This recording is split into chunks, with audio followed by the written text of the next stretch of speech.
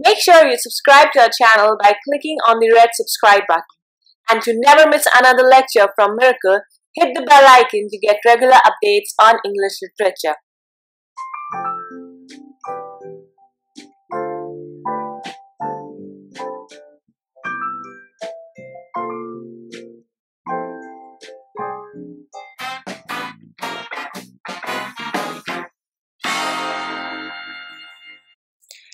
Hello and welcome to Miracle English Language and Literature Institute. I'm Professor Abha Sharma, and as you all know that we are solving and discussing the UGC-NET paper 3 English literature. I have already completed 5 parts and this is the 6th one in the row. I would like you to like and comment, also subscribe the channel. We have launched new batches of UGC-NET exam 2018. If you really want to fulfill your dream to crack it, please come out of your comfort boxes and join Miracle. So till then, keep learning from these videos. Take care. Question number 38. What work begins thus? It befell in the days of Arthur Pendragon, when he was king of all England and so reigned, that there was a mighty duke in Cornwall that held war against him long time. And the correct answer is La Motte d'Arthur. Now, this is a story about King Arthur Pendragon of England, who fell for the wife of Duke of Cornwall, Igraine. Now, he invites both of them for dinner and proposes to the wife. His proposal is refused and the Duke and his wife, they escape from the palace in the midnight. The king is agitated. He now plots up against the Duke and his wife with the help of a magician, Merlin. The Duke is taken in the prison, and with the help of Merlin, he disguises himself as the Duke and goes to the wife. The magician makes the king promise that if the son will be born, he will be given to the magician Merlin. The Duke is killed in the prison, and after some years, when Uther dies of illness, there is a war for the throne. There is a chaos, complete chaos. That time magician Merlin comes up and says that there is a sword in the anvil and whoever pulls the sword will become the king. And Arthur, as a young boy, is brought in. He pulls the sword and he becomes the King of England. So this was the story which was written by Malory. He himself was charged against many sins, and he was in the prison, and he wrote the same tale from prison and other stories of Arthur also. Question number 39. Dash is the subject of Asif Kurimboi's play Inqilab. The answer is the Naxalite movement. The 3 books are clubbed together as Bengal trilogy, and they are Inqilab, The Refugee, and Sonar Bangla. And they all are set in the background of the Naxalite revolt that haunted West Bengal in 1970s. It grew powerful in Calcutta. This is about human relationships. This is the conflict at every level.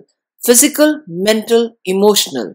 Because from the time you meet other people, the human relationships are formed and then follows the conflict. So the dramatist is trying to explore the complete human predicament, which is very universal, through his social, moral, religious and political concerns. He is the voice of the universal revolt and anguish. Question number 40. Tom Stoppard's play Rosencrantz and Guildenstern Are Dead, being meta-theoretical, lays bare the constructed nature of theoretical performance. In referring to Hamlet's end and the Elizabethan stage conditions, lacking curtains, one of the characters of Stoppard's play says, "No one gets up after death. There is no applause. there is only silence and some second-hand clothes, and that's death. Who makes this statement? And the correct answer is Guildenstern. Tom Stoppard is a Czech-born British playwright and screenwriter who was knighted in 1997. He has written a lot for TV, radio, film and stage, even won the most prestigious Academy Award, that is the Oscar Award, and 4 Tony Award. Now this play, Rosencrantz and Guildenstern Are Dead, is based on the 2 minor characters of Shakespeare's Hamlet. This is an absurd play and it is a tragicomedy which is revealing the existentialism. Every single one of my plays, I think without exception, certainly since 1972, has a character called Chamberlain. Oh, really? Which was the name of my beloved secretary who, in those early days, typed my plays from my handwriting, which is what she still does. She's alive and well. And I used to think, God, poor woman, she must be getting so sick of this. So I put her name into the text to wake her up. Rosencrantz and Guildenstern Are Dead is a play by British playwright Tom Stoppard that first premiered at the Edinburgh Fringe Festival in 1966. It was a hit from the start, though it wasn't until 1990 that it was brought to the screen. Stoppard directed with Gary Oldman and Tim Roth as Rosencrantz and Guildenstern, respectively. But these guys? They're defined by their disposability. The title of this film comes from the last time they're ever mentioned, when a random ambassador walks into that slaughterhouse of a final scene and coolly says, Rosencrantz and Guildenstern are dead. Number 41. Who among the following has translated the classic Malayalam novel Jameel?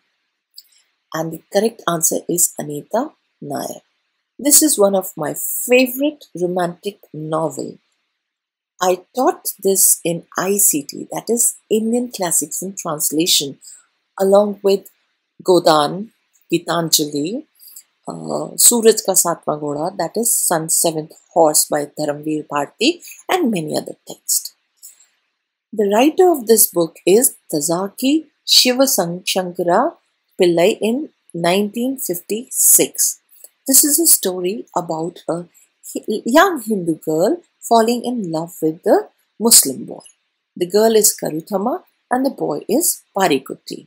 Now, she is the daughter of Hindu fisherman and he is the son of Muslim fish whole trader. Now, this girl, Karuthama, is married to another man called Palani of her own clan. Now, this theme is based on a myth which is prevalent in the Kerala society in South India, that the sea goddess becomes angry if somebody is found of some infidelity. That is, the woman can only think about her husband and not about any other man, because if somebody does this, the husband's life is at stake and the sea goddess becomes so angry that she will no more produce chimeen. Chimeen is the base of livelihood for the fishermen in Kerala. So chimeen is kind of a fish or say a prawn. Karuthama, who is married to Palani but still thinks of Parikutti, so the novel ends in tragedy. All 3 of them die because of the wrath of the sea goddess. Question number 42. Which Victorian poet is the author of the following lines? God himself is the best poet and the real is his song. Who is the poet here? Elizabeth Barrett Browning. Now, she wrote this in 1844 to show her love or passion for Greek literature. She has taken up all the deities, the Greek deities, and has taken the god as Pan, god of wood, fields and fertile earths. And the lines, the dead Pan, the Pan was dead, or Pan be dead, whatever, this comes as the refrain, that is at the end of each stanza. This is a very long poem and we find the following lines in the 36th stanza saying that truth is fair, should we forego it? Can we sigh right for a wrong? God himself is the best poet and the real is his song. Sing his truth, out fair and full, and secure his beautiful. Let Pan be dead. Question number 43. You are your words. Your listeners see written on your face the poems they hear like letters carved in a tree's bark. The sight and sounds of solitudes endured. These are lines from a poem by Dash on the death of Dash. And the correct answer is Stephen Spender wrote for W.H. Auden in the memory of W.H. Auden. This is an elegy. The British and Irish writers who became active in 1930s and were known as Auden generation, they were, of course, Auden himself, Louis MacNeice, Cecil Day Lewis, Stephen Spender, Christopher Isherwood. Auden was known for his stylistic and technical achievement, and his themes were mainly politics, morality, love, and religion. His best known poems are Funeral Blues, September 1, 1939, when the Second War commenced, The Shield of Achilles, and many others. Just listen to Stephen Spender, what he has to say about himself. I think when I was 8 years old, which is during the First World War, our family was evacuated from the East Coast, which was being bombed by Zeppelins, to go to the Lake District in England, which was where Wordsworth wrote his poetry and where he lived most of his life. And we were children. I was 8, I think. But after we were supposed to go to bed, my parents used to read each other the poems of Wordsworth on the lawn outside below our bedroom window. And I think that's when I decided I wanted to be a poet, or that's when I first got the idea of being a poet. Question number 44. Ellen Ginsberg's Howl, a key work of the Beat movement, was dedicated to, and the correct answer is Carl Solomon. Ginsberg was an American poet and one of the leading figures of the Beat generation. He opposed military rule of government, economic materialism, even sexual repression.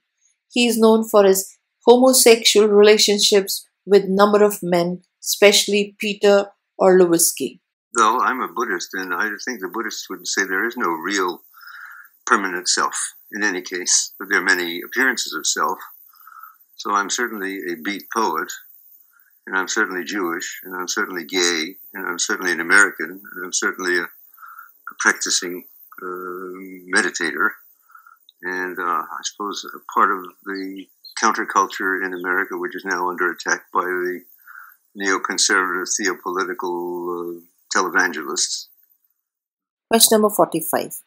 In his views on the death of Cordelia in King Lear, which is the ground not specifically cited by Samuel Johnson? The correct answer is, it is contrary to Neoplatonic idea of decorum. The other three are cited because this play is against the natural ideas of justice, or against the hope of the readers, or even against the faith of chronicles, because Cordelia was the most sincere child of King Lear, and she was also truthful, but she suffers the wrath of the king and then ultimately dies as the story ends. So we feel very sorry for the good characters also here, because they also are punished like the evil ones. O my daughters, you have taken my heart away. I grant you each 1/3 portion of kingdom. Now what do you have to say, my dearest child? Speak as your sisters did, Cordelia. I have nothing to say, Father.